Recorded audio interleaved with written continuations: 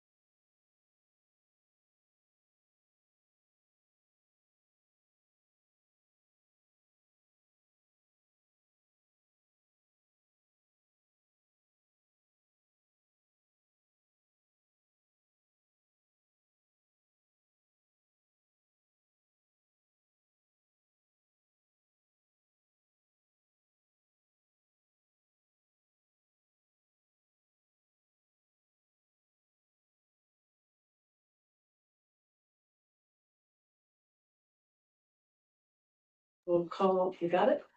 There we go. All I right. hope this works. Thank you, Spencer. Yep. Yeah, all right. Looks like we're live. So we'll call the November 10th meeting of the Delphi Redevelopment Commission to order. And if the members would please introduce themselves. Hold on. A little bit of feedback. Okay, Okay. I think so. Miriam, do you want to start? Oh, I guess I can start. My name is Miriam Robeson. I am the attorney for the Redevelopment Commission. Christina Langsdorf, Mayor appointee to the commission. Anthony Myers from Delphi City Council. Spencer Kingery, Delphi City Council.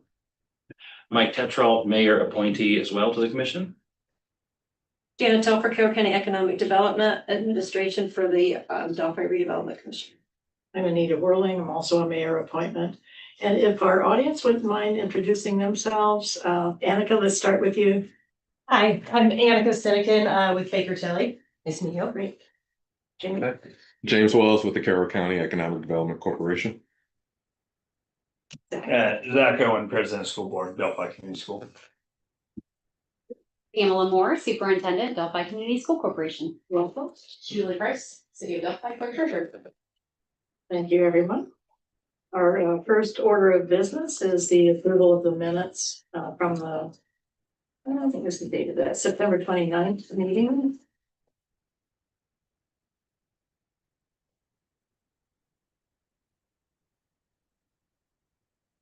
Make a motion that we approve the minutes from September 29, 2025 meeting.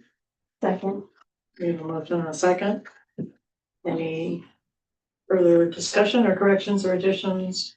Hearing none, all in favor of accepting the minutes from September 29th, signify by saying aye. Aye. And I am an aye. Motion carries. And I think we just get right into the review. Is that, Do you want to do the finances real quick? yes, please. Let me do this. Yes, please. After the October 20th claim to Baker Tilly was paid for $66,375, the end balance in the account is $177,989.10. Have any claims been received this month? No. Yeah. And we also have the budget that was prepared and per Matt Eckerly, while there may be some slight differences in the actual amounts, there is no documentation that gets presented with this to when it gets loaded onto Gateway. So I believe we're good to go, Julie. with the budget as it was approved prior. And I'll For the send it to you. paperwork that you gave me at the last meeting. Yes. Okay. Okay, any questions regarding the financial status? I'm good. Now we're ready for Annika and the presentation. Overlapping. Does everyone out here have a copy of presentation? Yes, okay.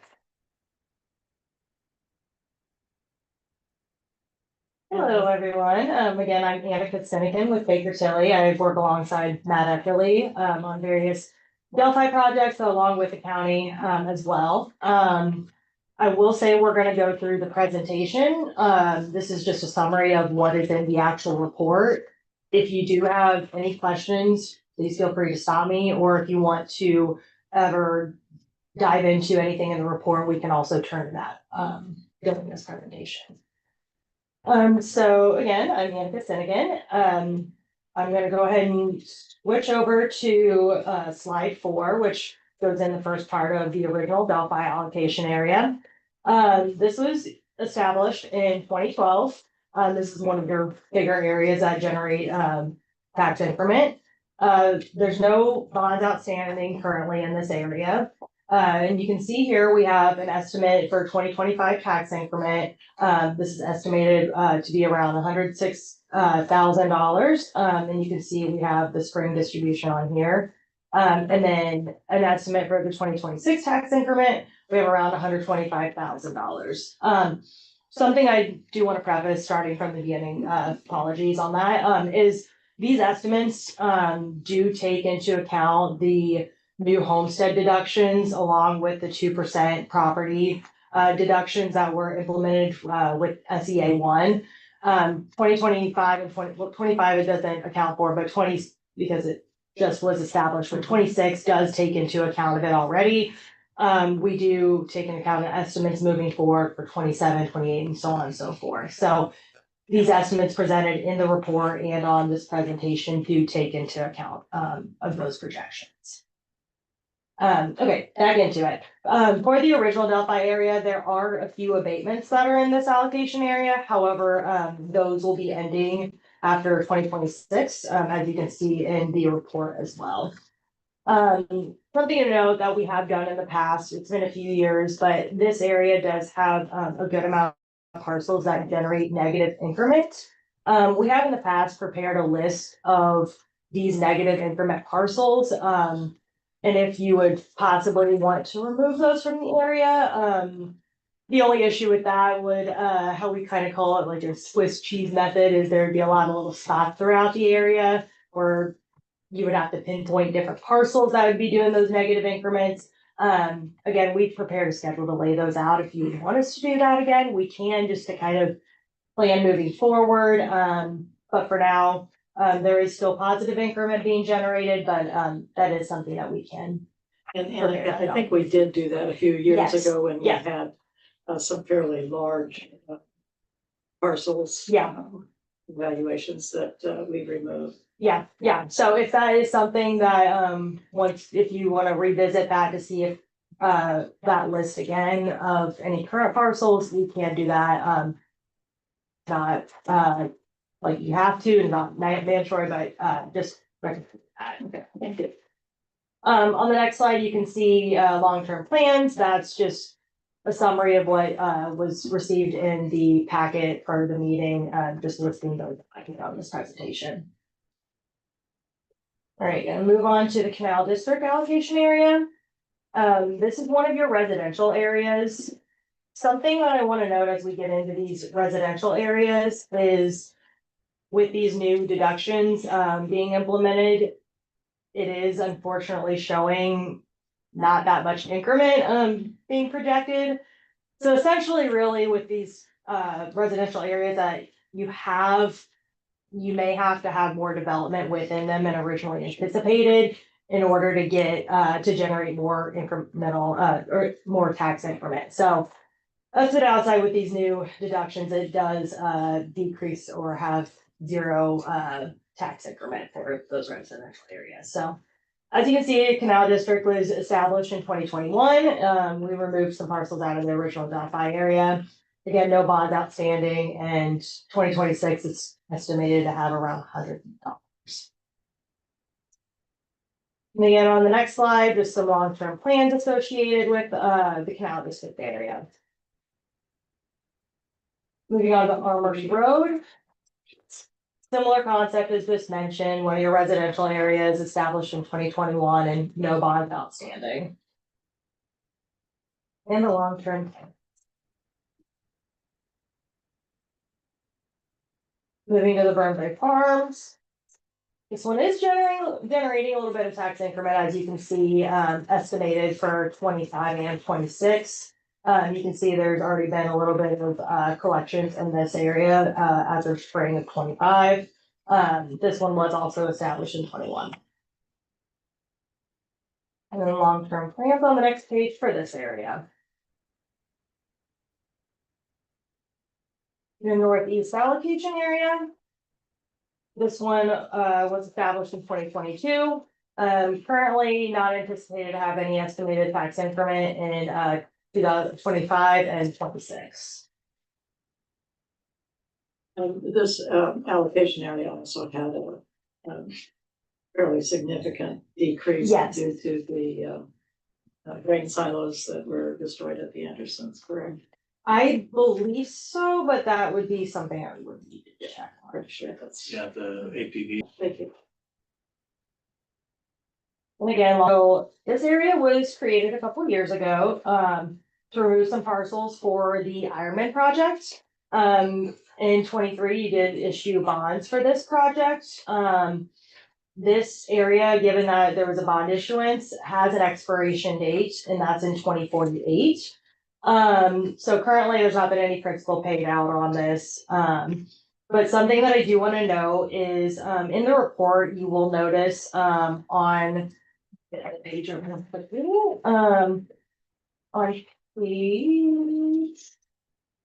24, this shows a comparison of the estimated tax increment to the debt service. You'll see there is a little bit of a drop of negative tax increment there. However, I do want to note that there's no liability to the city or RDC because these were developer purchase bonds, and only project tax increment or project tip revenues was pledged to this bond in this project. So given that any negative increment by the end of the area and end of the bond payments, this will not be a liability of the RDC or the city. So it is something I did want to note and emphasize with So it's really a liability to the to the developer. developer, correct, yeah. So again, these mature in 2048, and they are callable anytime upon 30 days notice, as you know, as noted on here. And then the next schedule shows the estimated tax increment for 25 and 26, alongside showing some debt service, just some interest being paid this year on the bonds, and then also showing the debt service for fiscal year 26. And the tax increment remaining for those. The next schedule just shows kind of a graph chart of that, showing the estimated tax increment to the bond debt service.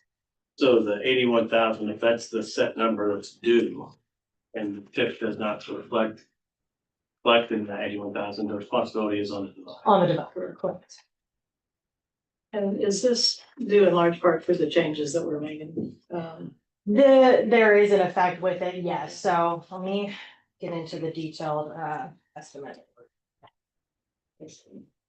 Developer, Yeah, we do a developer bond based on the yeah, conditions that were in place at the time of the bond Yeah. issuance, and then the rules change, and that makes it kind of difficult for a developer. yeah, so if you see on schedule on page 22 of the actual full report, tax payable year 25, the building had not been fully completed and assessed. But starting in 26, more of that development came on. So whenever it's compared to the 26 debt service, the tax increment is estimated to cover that payment.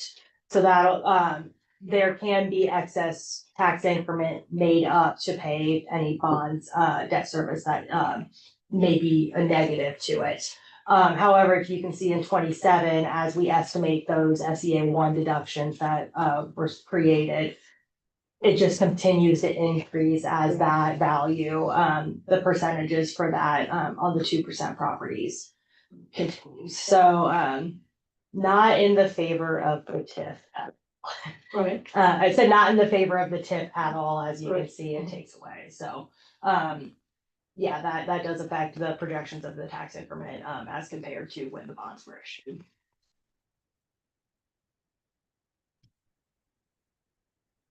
That is it. Unless you have any additional questions, I'm happy to answer them.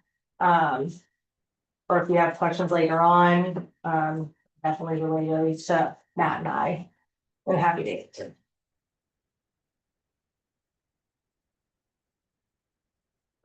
Questions from the board? I got a question on each of the allocation areas. You have a page in there that says you recommend a separate account for each one. Yes, so currently there is one fund, and I think Julie's back here. There's currently one fund that the tax increment revenues or like the Form 22 collections are going into. It's our recommendation, just more so just being able to differentiate what project collections are going into is having separate ones. So one for the original area, one for Burn Bray Farms, one for Front Street and all of the allocation areas, just to be able to differentiate what funds are being collected for each allocation area. And that kind of makes it easier as well as you get into April 15th reporting too, being able to separate those out and any sort of project tax increment to be able to go towards, for example, the Front Street area. So that's, sorry, looking at her because she's the one that's gonna be doing it, but also answer your question, yes. Julie, do you have any questions on that or? Just a simple ordinance, right? We can sign it. Just funds.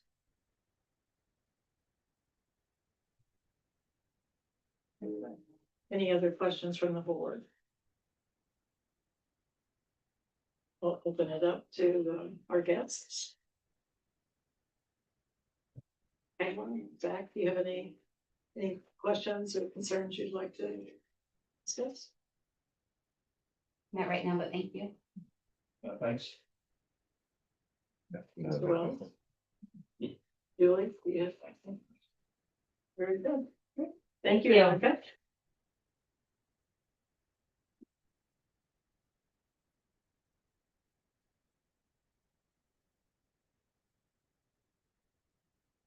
So that kind of finishes the annual meeting and the presentation.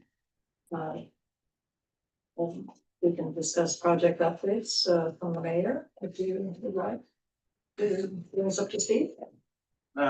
So not a whole lot has changed since the last meeting. We are still at the same number for Bowen with 5 homes. One has sold.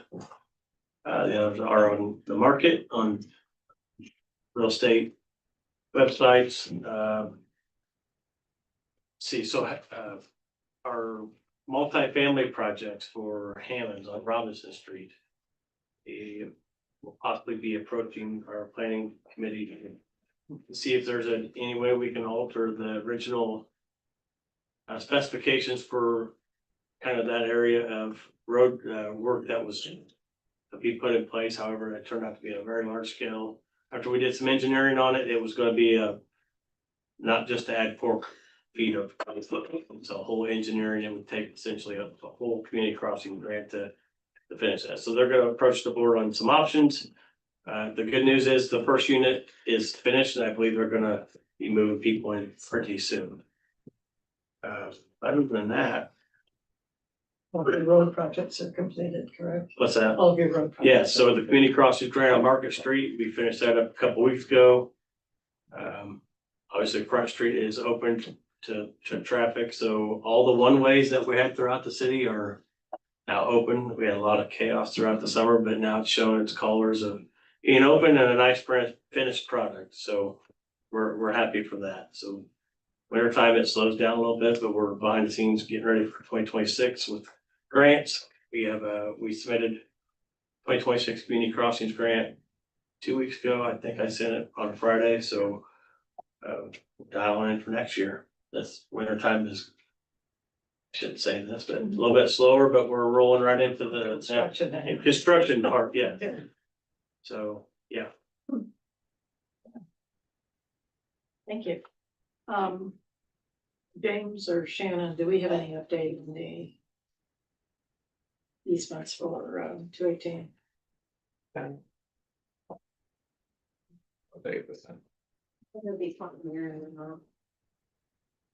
Are we hung up with not being able to contact them, or hung up with we've contacted them and we're still working through? The former, first part, get in contact with them. To be able to proceed and Okay, even be able to get their take or some word from them. okay. Yeah. And again, I just like to stress, we need to get those wrapped up before we can proceed with engineering. And unless we can proceed with engineering, it's gonna be difficult to market the properties. Are we still at one? Yes, as far as I know. That's all. We haven't received the Andersons yet either, right? No, so just one. Okay, thank you. Any other business? No. Okay. Hearing none, there's just one last motion to be made. Motion adjourned. Thank you. You got a lot of seconds. Okay, all those in favor signify by saying aye. Aye. And motion carries, and we are adjourned at 5:20.